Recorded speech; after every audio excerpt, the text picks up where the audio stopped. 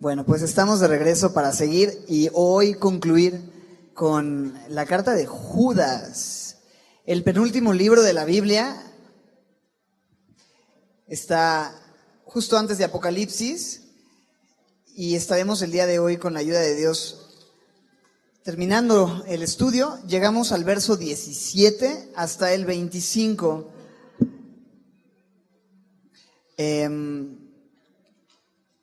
¿Les parece si oramos y comenzamos? ¿Sí? Señor, dirígenos en este tiempo. Estamos dispuestos a escuchar tu voz. Tu palabra es viva y eficaz, es más cortante que una espada de dos filos. Y si estamos en este lugar es porque hemos creído de todo nuestro corazón lo que la Biblia dice acerca de no dejar de congregarnos, acerca de estimularnos al amor, de exponernos a la palabra, de amar tu palabra, de guardar tus mandamientos, de estar en comunión unos con otros, Señor, y que cuando estamos en comunión unos con otros, la sangre de Cristo nos limpia de todo pecado. Creemos la Biblia, creemos en ti, creemos en tu idea, Señor, que es la iglesia, creemos en el poder de la Escritura en nuestras vidas, Señor, creemos en no ser solo oidores olvidadizos, sino hacedores de la obra, y reconocemos, Señor, que separados de ti no podemos hacer nada de lo que tú nos pides. Entonces pedimos que tu Espíritu nos ayude y nos capacite. Una vez más, cada vez que oramos lo hacemos así porque nos reconocemos débiles, Señor. Estamos agradecidos por este lugar, por la palabra, por este espacio, por esta iglesia, por poderte cantar, por poder abrir la Biblia con libertad, por estudiarla verso a verso. Hay muchas cosas, Señor, que agradecemos hoy. Y bueno, queremos poner en tus manos este tiempo de estudio bíblico y pedirte que nos ayudes a entender tu palabra, porque al final aquellos que entienden son los que dan fruto a 30, 60 y 100 por uno. Y eso queremos, dar fruto para tu gloria, en el nombre de Jesús. Amén. Muy bien. Entonces Judas, el autor de la carta, el siervo de Jesucristo, dice en el verso 1, ¿verdad? Repasando brevemente, Judas se presenta como esclavo, no como hermano de Jesús, sino más bien como hermano de Jacobo. Son los medios hermanos de Jesús, quienes creyeron en Jesús hasta después de que Jesús resucita, escribiendo a los llamados, santificados en Dios Padre, guardados en Jesucristo. Y les da esta triple bendición de misericordia y paz y amor que son multiplicados. En el verso 3 les cuenta que tenía muchas ganas de escribir acerca de la salvación, pero como el Espíritu le guía más bien a exhortarles a contender, ¿te acuerdas? Ardientemente por la fe que nos ha sido una vez dada a los santos, y así titulamos nuestra serie al estilo de Nacho Libre, nuestro arte. Pero es importante eso, pelear, contender, pelear la buena batalla, escoger bien nuestras peleas, y la pelea de la fe, la batalla en contra de las falsas doctrinas, en contra de falsos maestros, en contra del pecado en nuestras propias vidas que nos desvía de vivir una vida sana, vivir una vida que glorifica a Dios. Así que empieza a escribir y les dice qué hacer. Esto es contender ardientemente por la fe, y les dice por qué hacer esto. Porque versículo 4, algunos hombres han entrado encubiertamente, gente que ya tiene su condenación desde hace mucho tiempo ganada, hombres impíos, quienes pervierten el mensaje de la gracia, convirtiendo en libertinaje la gracia, y niegan de esta manera, con su vida inmoral, con su falsa enseñanza, a Dios y al Señor Jesucristo. Y Judas empieza a hacer un perfil acerca de estos falsos maestros que han seguido en mucho la desobediencia de Israel, la desobediencia o la rebeldía, inmoralidad de Sodoma y Gomorra, la rebeldía de los ángeles que cayeron. También habla Judas de que siguieron el camino de Caín, el error de Balaam, la rebeldía de Coré, textos que dejamos esta semana estar leyendo en el libro de Números. Y habla de que son manchas en la comunión. Empieza a hacer un perfil detallado en el verso 12, ¿te acuerdas? Manchas en la comunión, gente que solamente se pastorea o se apacienta a sí misma, nubes sin agua que prometen mucho y hacen poco, que son inestables, llevados de acá para allá, árboles sin fruto, 2 veces muertos, desarraigados, no tienen una relación profunda con Dios, que es la vida, con Jesús. Son fieras ondas de mar que están haciendo mucha actividad, pero en realidad no hay un buen fruto, un buen resultado, sino solo espuman su propia vergüenza. Habla de cómo es que Enoc advirtió de estos hombres y acerca del futuro, que estos hombres van a recibir el castigo eterno, ¿no? Ninguna persona que trafica con el evangelio Ninguna persona que utiliza la piedad como fuente de ganancia, ninguna persona que vive en rebeldía, que vive en estas quejas. Es increíble ver el verso 16, murmurando, quejándose, andando según sus deseos, hablando palabras infladas, adulando a las personas para sacar provecho, todo este perfil. Ninguna persona que vive de esta manera quedará impune, ¿verdad? Ninguna persona que vive de esta manera se va a salir con la suya. Al final del día, el Señor va a traer su juicio sobre tales hombres. Y la exhortación que la semana pasada meditábamos era que nosotros podemos tener muchas de estas características y nosotros tenemos que estar cuidándonos de no ser como estos hombres, de no ser falsos cristianos. Hay gente que cree, gente que no cree y gente que cree, ¿no? Entonces, qué importante estar considerando en nuestras vidas estas advertencias. Pero en el versículo 17 hay una nueva sección, que es ya la sección final, que es un elemento de contraste. Ya exhibió a los falsos, ya hicimos un perfil detallado durante estas semanas, desde hace 3-4 semanas hemos estado observando estas características de los falsos. Ahora vamos a ver cuál es la responsabilidad o la exhortación que los verdaderos creyentes tenemos a la luz de esta realidad de los infiltrados que engañan. ¿Qué tenemos que hacer los cristianos? ¿Cuál es nuestra respuesta ante estas cosas? ¿O cómo debemos contender ardientemente por la fe? Porque la exhortación está clara, ¿verdad? La exhortación quedó en el versículo 4, me han sido necesario escribirles a que contiendan, en el versículo 5 creo, ¿verdad? Me ha sido necesario escribirles 3, gracias. Me ha sido necesario escribirles a que contiendan ardientemente por la fe que ha sido una vez dada a los santos. Entonces, ¿cómo contender por la fe? ¿Cómo se ve eso? De una forma práctica. Ya observamos por qué contender por la fe. ¿Por qué? Pues porque hay hombres malos que se han infiltrado en la iglesia. Por eso tenemos que hacerlo. Pero ¿cómo tenemos que hacerlo? Bueno, esa respuesta es presentada en los versículos 17 al 25 de esta fuerte carta de Judas. Algunos consejos muy prácticos que Judas nos va a dar sobre cómo contender. Yo observo 4 consejos, ¿ok? El primero de ellos vamos a observar, versículo 17. En contrastado con estos falsos hombres, engañadores, manipuladores, que utilizan la piedad como fuente de ganancia, estos hombres malos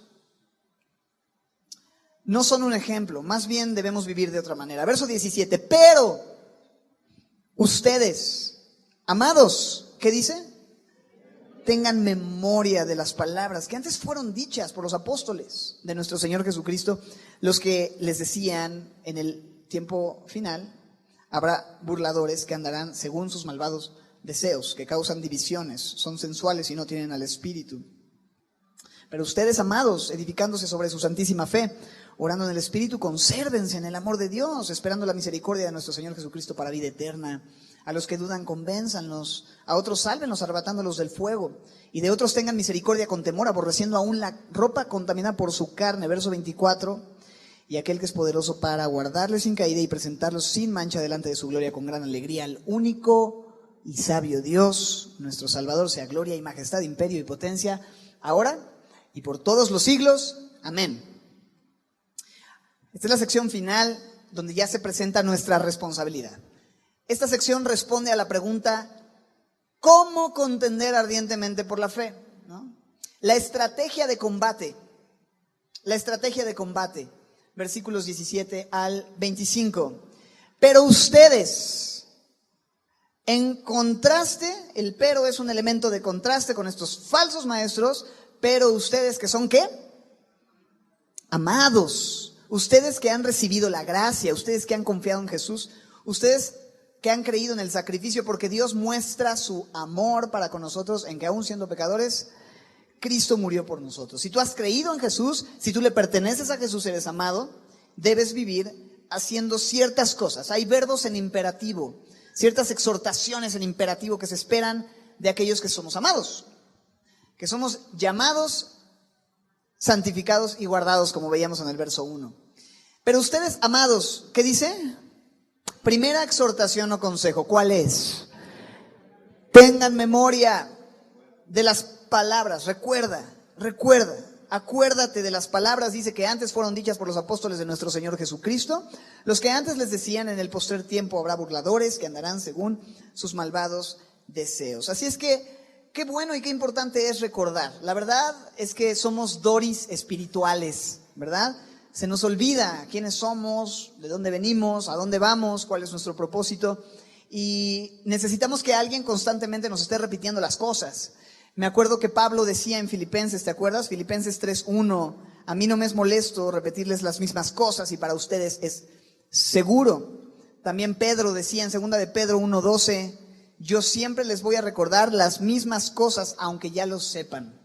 Entonces, lo primero que tenemos que hacer para contender es traer a la memoria. Pero me gusta cómo es que Judas les dice, tienes que traer a la memoria lo que ha sido escrito, lo que ya se les dijo. En el versículo 17, las palabras que antes fueron dichas por los apóstoles de nuestro Señor Jesucristo, que les decían: en el postrer tiempo habrán burladores que andarán según sus malvados deseos, versículos 17 y 18. ¿Qué es lo que tengo que traer a la memoria sino aquello que Dios inspiró? Dios inspiró a los apóstoles, ¿verdad? Dios inspiró las escrituras, y en las escrituras está el mensaje de Dios, está los recordatorios celestiales para nosotros que somos olvidadizos. ¿Qué es lo que en este caso Judas les pide que recuerden? Bueno, las palabras que fueron dichas, que decían: en el postrer tiempo habrá burladores que andarán según sus malvados deseos. De manera que Judas está recordando a los apóstoles de nuestro Señor Jesucristo. ¿Qué apóstoles hablaron acerca de estos falsos maestros? ¿Qué apóstoles ya habían dado este mensaje, el cual Judas, inspirado por el Espíritu, nuevamente recuerda y establece de una forma fresca? Por ejemplo, Pedro, 2 de Pedro 2, es sorprendente el paralelo en la escritura de 2 de Pedro 2 con la carta de Judas. Pareciera que Judas estaba pirateándose celestialmente a Pedro, en los conceptos, en los ejemplos, en las ilustraciones, porque es también inspirado por el Espíritu Santo a recordar lo que ya Pedro había escrito tiempo atrás. Acompáñame a 2 de Pedro 2.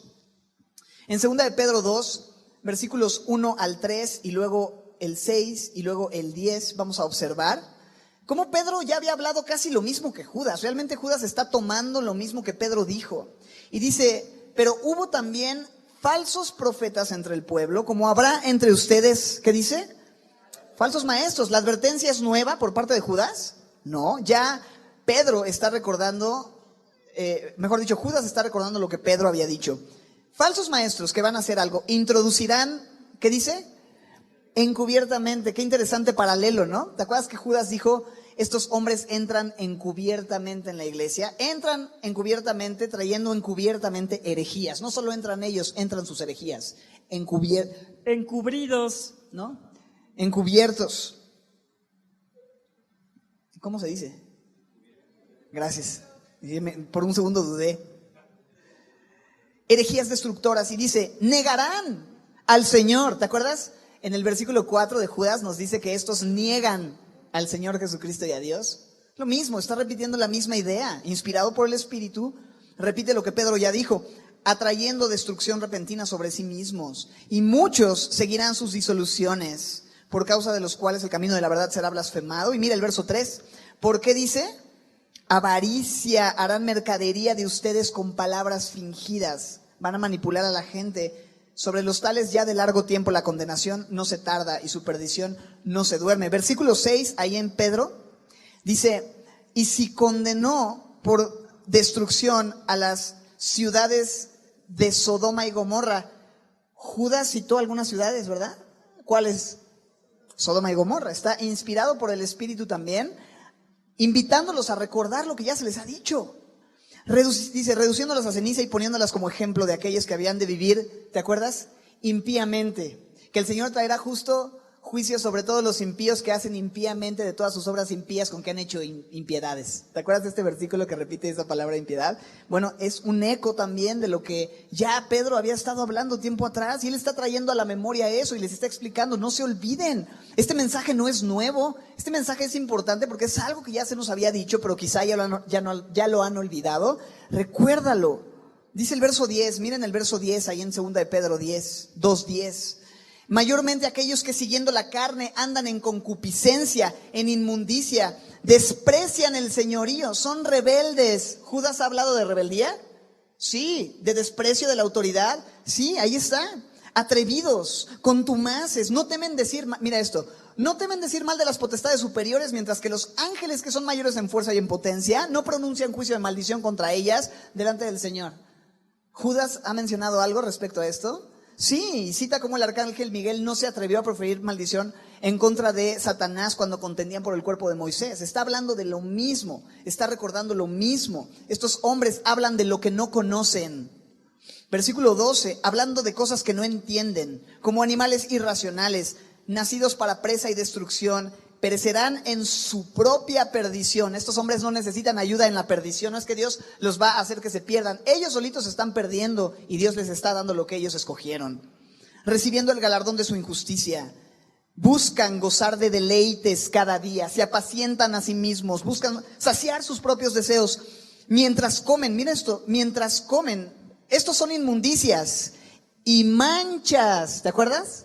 Judas dice manchas en sus ágapes, estas comidas que tenían, quien aún mientras comen con ustedes se recrean en sus errores, tienen los ojos llenos de adulterio, no se sacian de pecar, seducen a las almas inconstantes, tienen el corazón habituado a la codicia por lucro, ¿no? Dice, han dejado el camino recto, verso 15, se han extraviado siguiendo el camino de Balaam. Está citando lo mismo que ya Pedro habló tiempo atrás, que amó el premio de la maldad, dice Balaam, y fue reprendido por su iniquidad. Hasta una muda bestia de carga, hablando con voz de hombre, refrenó la locura del profeta. Números 22. Y estos, o mejor dicho, estos son fuentes sin agua, nubes empujadas por la tormenta, para los cuales la más densa oscuridad está reservada para siempre, pues hablando palabras infladas. ¿Te acuerdas que hablábamos la semana pasada de cómo estos hombres hablan palabras infladas como globo, llanta, burbuja, chiste de la semana pasada? No, palabras infladas, muy rimbombantes, pero que carecen de poder espiritual. Dice, seducen con concupiscencias de la carne y disoluciones a los que habían huido del error, a los que hemos sido salvados y hemos dejado el error para seguir la verdad. Judas toma estas ilustraciones, estos ejemplos y palabras y se las repite y se las recuerda y le advierte a la iglesia. Hey, recuerden que esto ya nos lo dijeron los apóstoles. Pedro, Juan advirtió de los falsos maestros, de los falsos cristos, que tienen el espíritu del anticristo, que se ponen a ellos en lugar de a Cristo. Pablo, segunda de Timoteo, el apóstol Pablo le escribe a un joven pastor y le advierte en segunda de Timoteo 3, tienes que saber esto, le dice. Me gusta esa frase inicial del verso 1. También debes que saber esto. Debes saber esto, que en los postreros días, estos días en los que se comen muchos postres, ¿no? Como pasteles, helados, los tiempos de Navidad, no. Los días finales, hacia el final de la historia de la humanidad, vendrán tiempos peligrosos. ¿Por qué? Pues porque van a haber hombres peligrosos. Hombres amadores de sí mismos, avaros, vanagloriosos, selfieros, ¿no? Selficeros, ¿no? Soberbios, blasfemos, desobedientes, ingratos, impíos, sin afecto natural, implacables, calumniadores, intemperantes, crueles, aborrecedores de lo bueno, traidores, impetuosos, infatuados, amadores de los deleites más que de Dios. Mira esto, que tendrán apariencia de piedad, apariencia solamente, lobos vestidos de ovejas, pero negarán la eficacia de ella. A esto se evita. Y sigue hablando y sigue describiendo en 2 de Timoteo 3, pero lo que quiero notar es eso. Para Judas no es algo nuevo. Él dice, recuerda, ve a la palabra y recuerda lo que Dios ha dicho. ¿Cuál es la primera manera entonces de contender ardientemente por la fe? Recordar las palabras. La pregunta es sencilla, ¿cómo recuerdo lo que se me dijo? Pues yendo a la Biblia. La Biblia me va a estar recordando constantemente la voz de Dios, el plan de Dios, el propósito de Dios. Necesito leer de nuevo, necesito repasar lo que ya leí, No importa si ya te lo sabes, no importa si lo has escuchado 100 veces, recuérdalo, léelo hermano, léelo. Una y otra vez. Necesitas estar pegado a la Escritura. No importa si ya tuviste tu devocional en ese libro hace 14 años, necesitas de nuevo leerlo. No importa qué tan profundamente lo has estudiado, cada vez que tú abres la Biblia, el Señor te va a volver a hablar y va a volver a mostrarte cosas. Principios importantes en tu vida que necesitas recordar. El Señor va a usar su palabra. Recuerda las palabras que nos han sido dichas en la Escritura. Y dice Judas acerca de estos hombres, ¿no? Ya se nos advirtió de estos falsos maestros. Verso 19, quienes causan divisiones. Estas son las últimas características en el perfil de los falsos, ¿no? Causan divisiones y son sensuales que no tienen al Espíritu.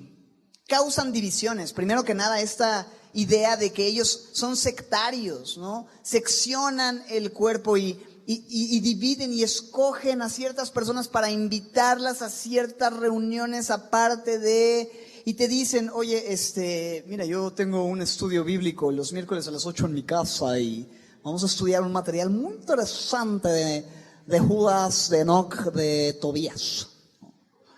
¿Quieres venir? ¿No? Y tú dices, híjole, pues es que el miércoles hay reuniones de milla, es a las 8. Sí, pero nosotros tenemos café y galletas y helado. ¿Qué te ofrecen en semilla, brother? No, pues sí voy. Voy por menos, decía un amigo. Causan divisiones, buscan escoger a ciertas personas y dividir. Debemos tener mucho cuidado con esto. Una característica de una persona que está dividiendo, o mejor dicho, lo que evidencia a una persona que está dividiendo es más parecido a un falso, ¿no? Y no solo los describe como quienes causan divisiones, verso 19, sino que dice, los ¿qué? Sensuales, ¿no? No está hablando de que son sexys o algo así. No, pues es que sí está bien guapo, sí voy a ir al estudio.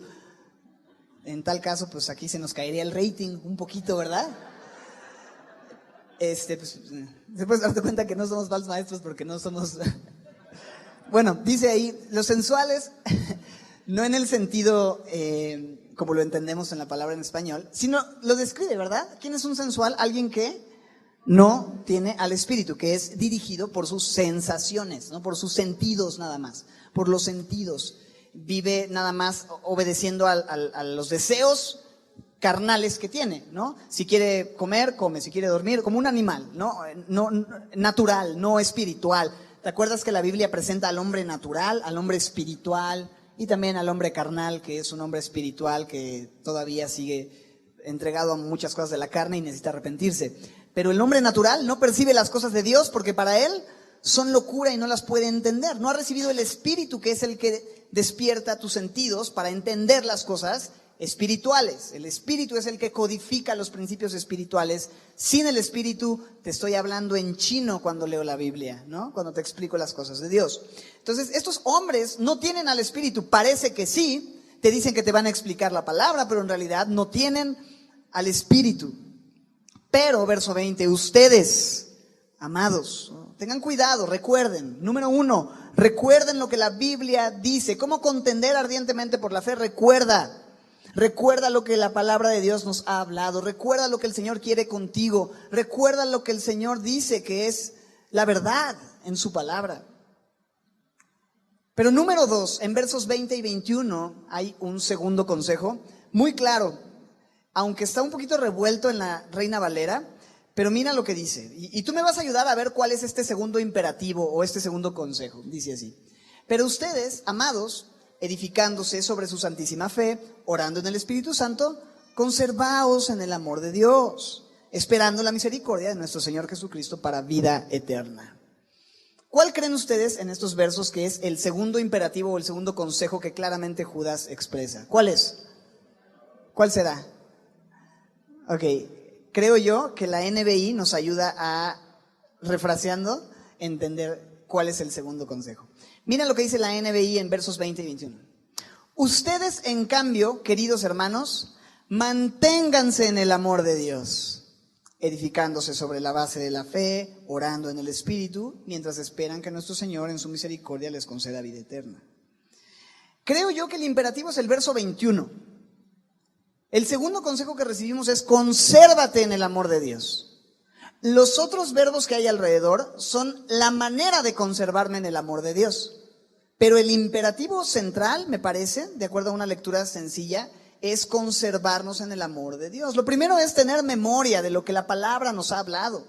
Lo segundo, creo yo, es conservarnos en el amor de Dios. La exhortación es a mantenernos. ¿Qué significa conservarme en el amor de Dios? Porque siempre que leo esto de conservarme, me suena como, ay, qué conservada está, hermana, ¿no? ¿Cuántos años tiene? 104, ¿no? No, sí se ve como de 21, qué bárbara. Y la idea es mantenerme, conservarme en Él, en su amor, permaneciendo en Él. Permanecer. ¿Qué significa mantenerme o conservarme en el amor de Dios? ¿Significa que hay un lugar en donde estoy fuera del amor de Dios en el sentido de que ya Dios no me ama?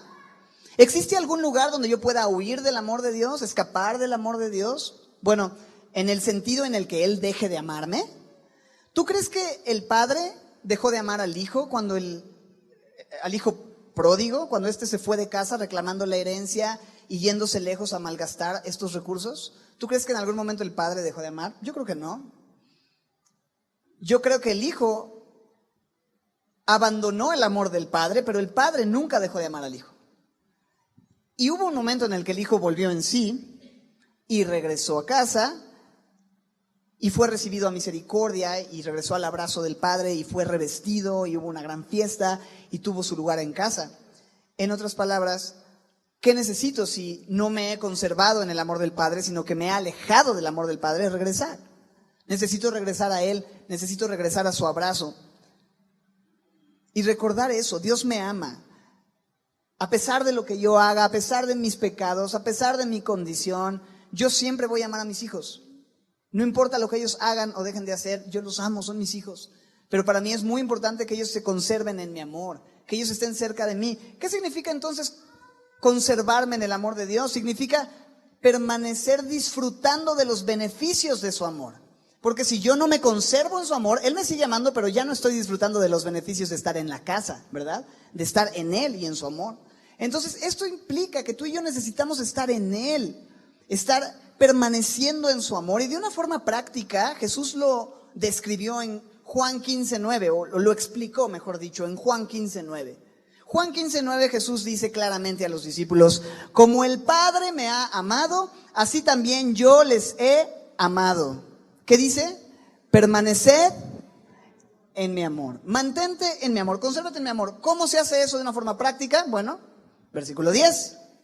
Si guardareis mis mandamientos, ¿qué dice?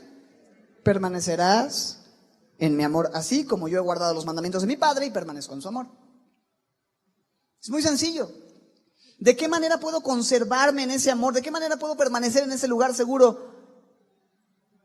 Guardando su palabra, guardando, viviendo sus mandamientos, obedeciéndole, sabiendo que esos mandamientos son para mi bien, que son porque Él me ama. Y en la medida en la que yo le obedezco, entonces voy a estar en un lugar seguro, voy a estar seguro en su amor.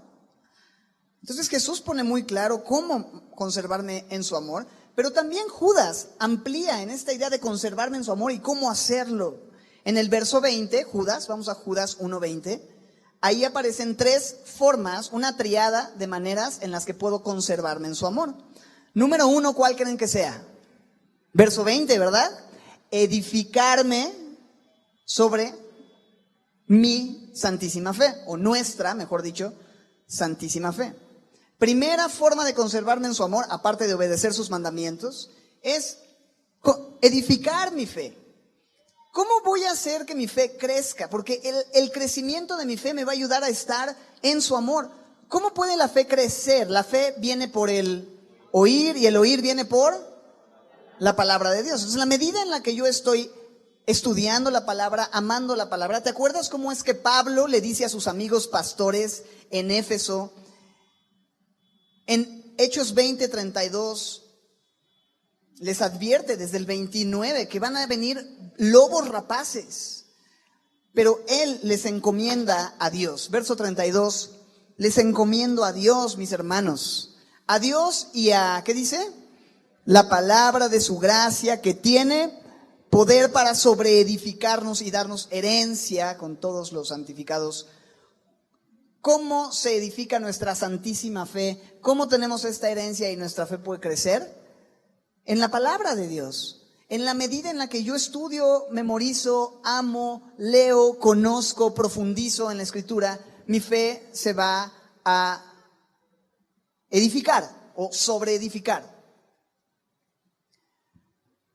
De manera que si una persona no está creciendo espiritualmente, si tú te das cuenta en tu propia vida, ¿sabes qué? Es que yo tiene muchos años, pero estoy como no creciendo, no hay una edificación en mi vida espiritual, no hay un crecimiento en mi vida espiritual.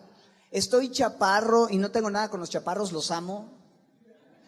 Espiritualmente hablando, ¿de quién es la responsabilidad, mis hermanos? ¿Es responsabilidad del pastor? ¿Es responsabilidad de tu... No, ¿y tú por qué no? O sea, tienes años y... No, pues es que yo creo que mi mamá no está orando por mí, verdadera, ¿no?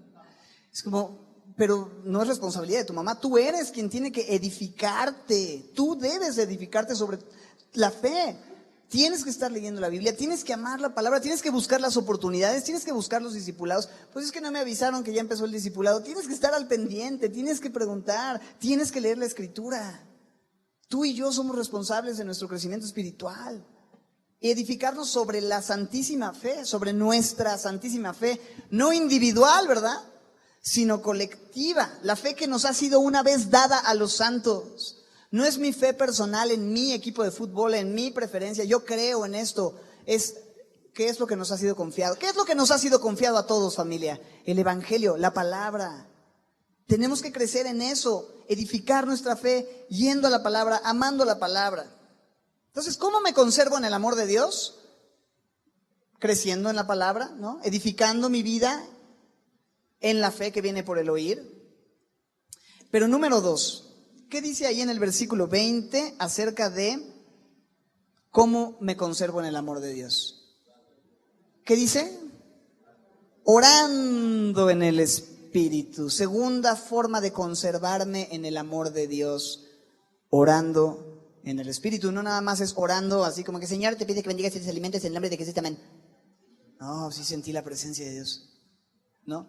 Estamos hablando de una oración en el Espíritu que no tiene tampoco que ver con un sentimiento místico o mágico, cómico, musical, ¿no?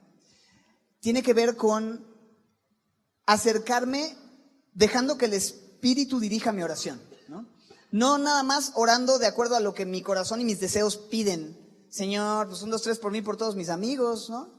Señor, dame, o sea, ya un carro, un aumento, pues que se diga algo, Señor, ¿no? Si yo ya fui a dejar mi diezmo, ¿no? Pues órame. Y estas oraciones a veces tan egoístas, pidiendo solo para nuestros deleites y pedimos y no recibimos porque pedimos mal. Pero pedirle al Señor que a través de su Espíritu Santo nos permita ser dirigidos, ¿no? Señor, dirige mi oración. Y empiezas a orar, y es padre porque Romanos 8:26 nos dice que a veces no sabemos pedir como conviene, ¿no? ¿Qué hemos de pedir como conviene? No lo sabemos, pero el Espíritu intercede por nosotros con gemidos indecibles. Y a veces el Espíritu tiene que llegar delante del Padre y decir, lo que Raúl quiso decir, ¿no?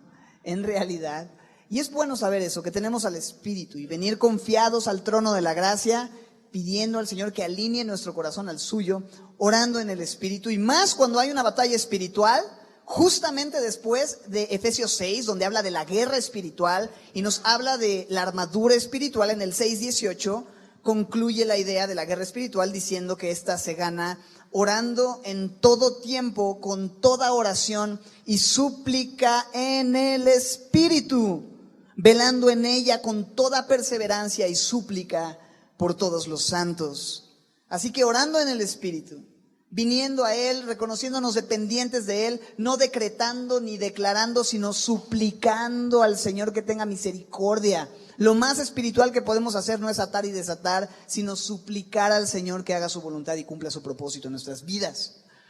Haciendo esto es como puedo conservarme en el amor de Dios, pero hay una tercera forma de cómo conservarme en el amor de Dios. Número 1, dijimos, edificar mi fe con la Biblia. Número 2, orar en el Espíritu. Y número 3, versículo 21. ¿Cuál es? Verso 21, ¿cuál es? Esperando la misericordia de nuestro Señor para vida eterna. Con una esperanza en el regreso, puestos los ojos, la idea apunta a estar anhelando. Esperando es un anhelo ferviente, o sea, que ya te urge, que ya se te queman las habas, como el chavito que ya quiero que sea mi cumpleaños, ¿no? Que ya quiero que sea Navidad, o tú cuando quieres que sea la quincena, ¿no? Dice, ya por favor, ¿no?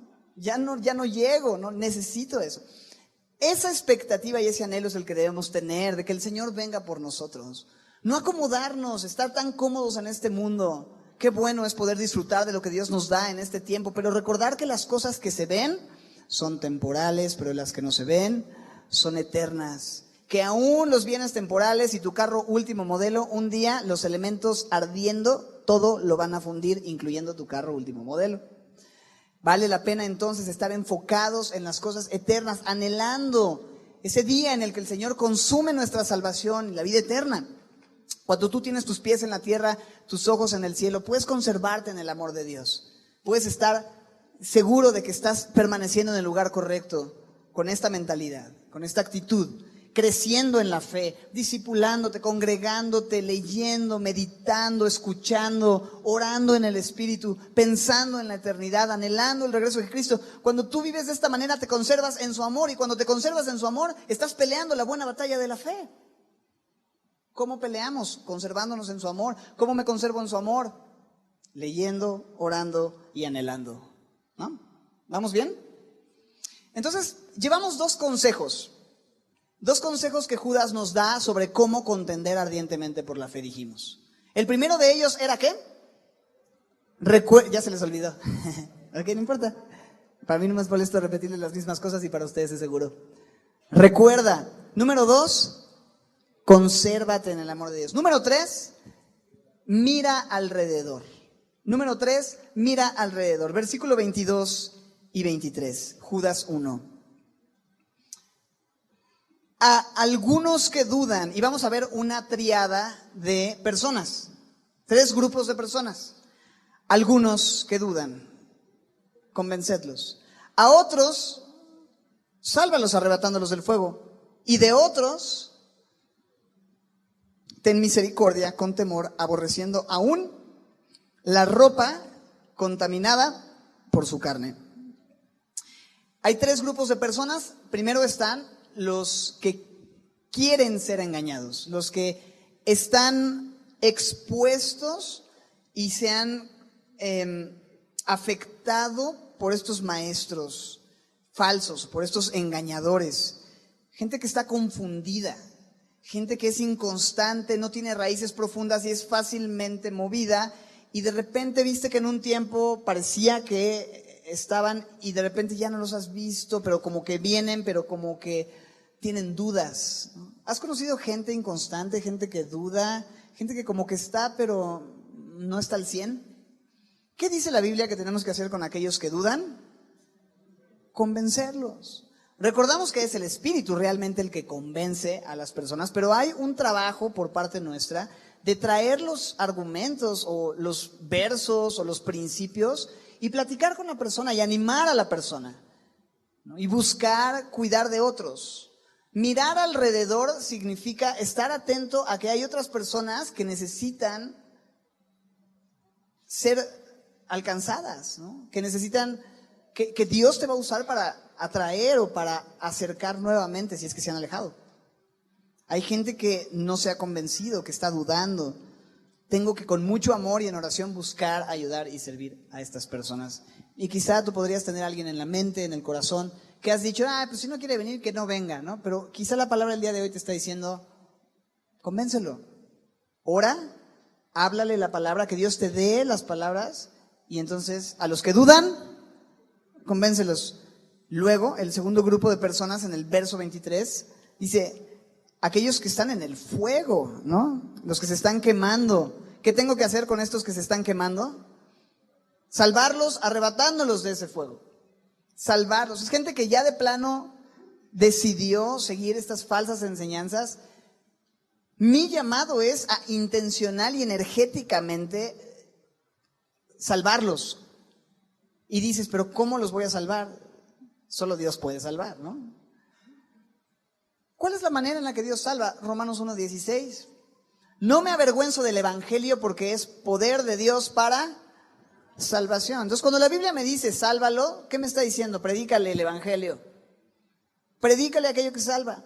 Si una persona se ha ido, tú enfáticamente tienes que hablarle del amor de Dios, tienes que hablarle de la cruz, tienes que hablarle de Cristo, tienes que advertirle acerca de quién es Jesús realmente y cómo es que su sacrificio en la cruz es la única manera en la que podemos venir al Padre, porque Jesús dijo, yo soy el camino, la verdad y la vida, no un camino, una verdad y una vida.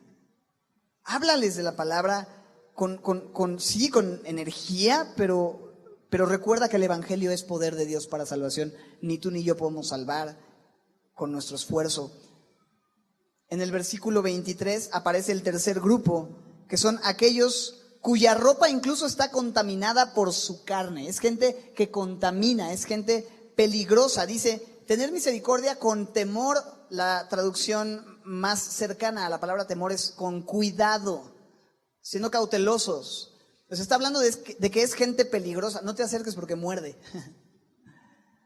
La ropa está aún contaminada por su sangre. Perdón, por su sangre, por su carne. Por su carne. Es gente que... ¿De quién está hablando? Creo yo de los mismísimos falsos maestros. De la misma gente que está engañando a otros. ¿Qué dice la Biblia? Condénalos y repréndelos en el nombre de Jesús. ¿Dice eso? Ten misericordia de ellos. Qué impresionante pensar cómo es que Dios quiere tener misericordia y ama aún a lo peor, a lo más dañino. Dios ama a los falsos maestros. Dios aborrece la enseñanza de los falsos maestros, pero Dios envió a su Hijo para que todo aquel que en Él cree, y en ese todo aquel está incluido quien sea, sin importar lo perdido y lo hereje que sea. Dios ama a todos y abre la puerta para todos. Y nos invita a tener misericordia. Esto no es, pues no importa, voy a tener misericordia de él, lo voy a invitar a mi casa, voy a pasarle increíble, voy a aceptar su enseñanza, voy a dejarlo enseñar en mi iglesia o con mi familia, o voy a leer sus libros. Lo voy a apoyar porque viene vendiendo su material y pues no está tan caro y pues yo creo que necesita... Yo creo que la forma de tener misericordia es orar a Dios y pedirle que lo quebrante y que lo salve y que se revele a su vida y que haga su obra en él. Es una manera de tener misericordia, pero no de una forma agresiva contra ellos, sino entender que al final Dios es el único que puede juzgar a las personas. Y sí, me gusta que dice con temor, con cuidado. O sea, no le abras la puerta de tu casa, no le digas bienvenido, no lo consideres, no comas con esa persona, no abras la puerta de tu vida a esa persona. Ten cuidado. Contiende ardientemente por la fe mirando alrededor de los que están dudosos, de los que han sido engañados y de los que están engañados. Vamos con 3 consejos muy prácticos, ¿verdad? Termina el texto con una gloriosa doxología en los versos 24 y 25. Hasta ahorita, recapitulando, primer consejo, ¿ya se nos olvidó? No importa. Recuerda. Número 2, consérvate. Número 3, mira alrededor. Y podríamos observar quizá un cuarto consejo en los versos 24 y 25, que realmente ya es la doxología. Pero esto yo lo diría como mira para arriba, ¿no?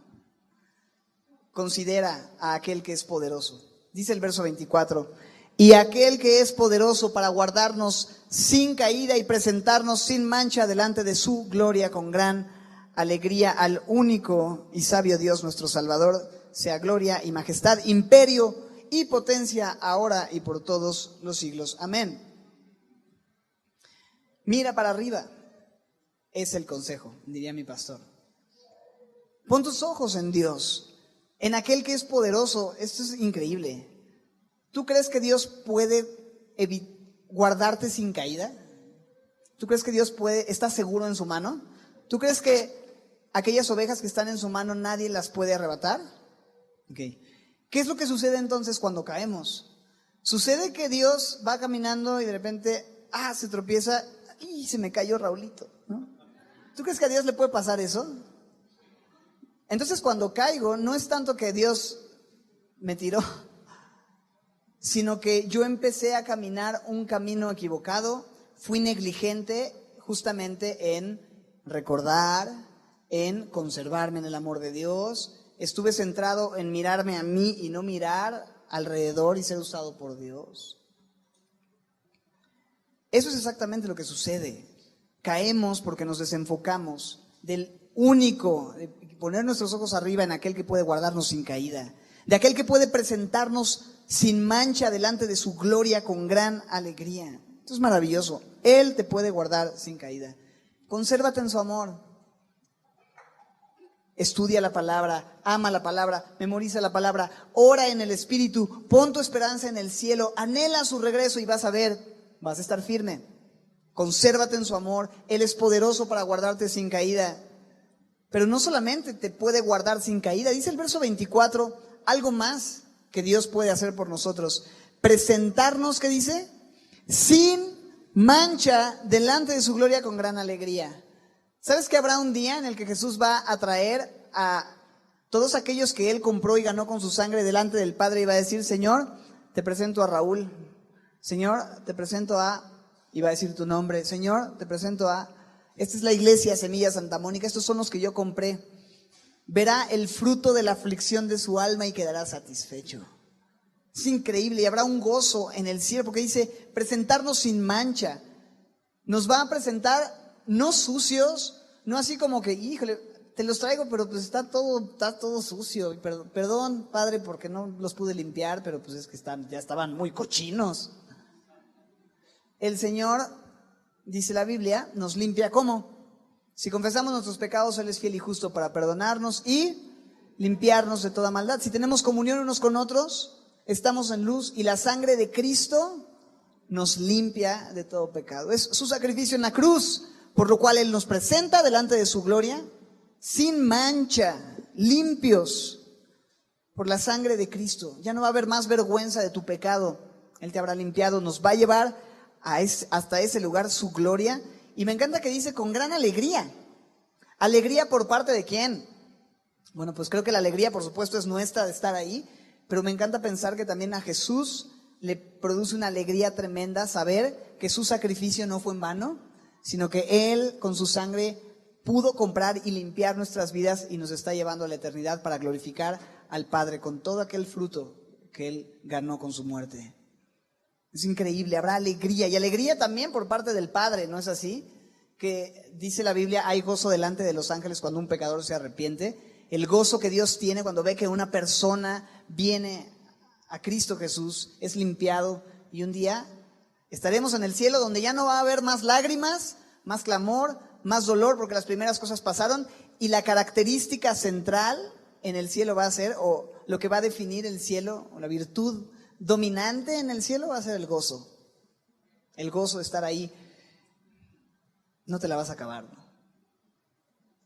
Yo sé que el día de hoy, por lo que veo en sus caras, no hay mucho gozo, pero no, yo sé que lo que hay es calor y hambre, pero un día vamos a tener gozo completo.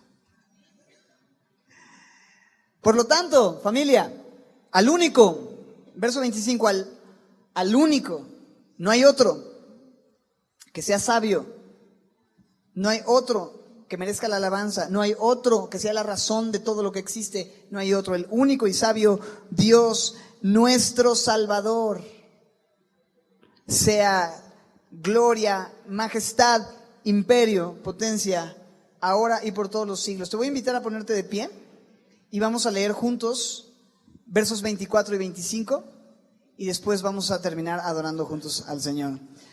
Primero necesitamos estar de pie, tener nuestras Biblias en la mano. Si no traes tu Biblia, pues bueno, lo vamos a poner en la pantalla. Quítaselos para que no participen. No es cierto. Lo podemos leer en pantalla, pero dice así. Juntos vamos a leer Semilla. Y aquel que es poderoso para guardarnos sin caída y presentarnos sin mancha delante de su gloria con gran alegría. Al único y sabio Dios, nuestro Salvador, sea gloria y majestad, imperio y potencia, ahora y por todos los siglos. Amén, amén. Señor, gracias por tu palabra, gracias por este tiempo de meditar en ella. Todo lo que hablaste fue muy fuerte, fue muy contundente y muy directo. Y queremos, Señor, responder en adoración. Queremos responder cantándote. Queremos responder celebrando tu amor y dándote toda la gloria y la honra a ti que la mereces, Señor. Gracias por este tiempo. Permite que las cosas que hemos aprendido sean selladas en nuestros corazones con el fin de que la imagen de Cristo sea formada. Prepáranos también para lo que sigue, los siguientes estudios en Apocalipsis. Y Señor, gracias por cuidar de nosotros, por amarnos, Señor, por llamarnos, por santificarnos, por guardarnos en ti, Señor, por llamarnos tuyos, por hacernos tuyos, por cambiar nuestra condición de muerte a vida, por transformarlo todo, darnos preciosísimas promesas, Señor, que disfrutamos, porque tú eres verdad, porque tú hablas verdad y porque, Señor, por pura misericordia y la obra de Cristo, está disponible toda la bendición para nosotros, Señor. Gracias por eso. No merecemos tu amor, no merecemos nada más que el infierno y nos has amado como nadie nos pudo amar. Esto agradecemos, te bendecimos en el nombre de Jesús. Amén.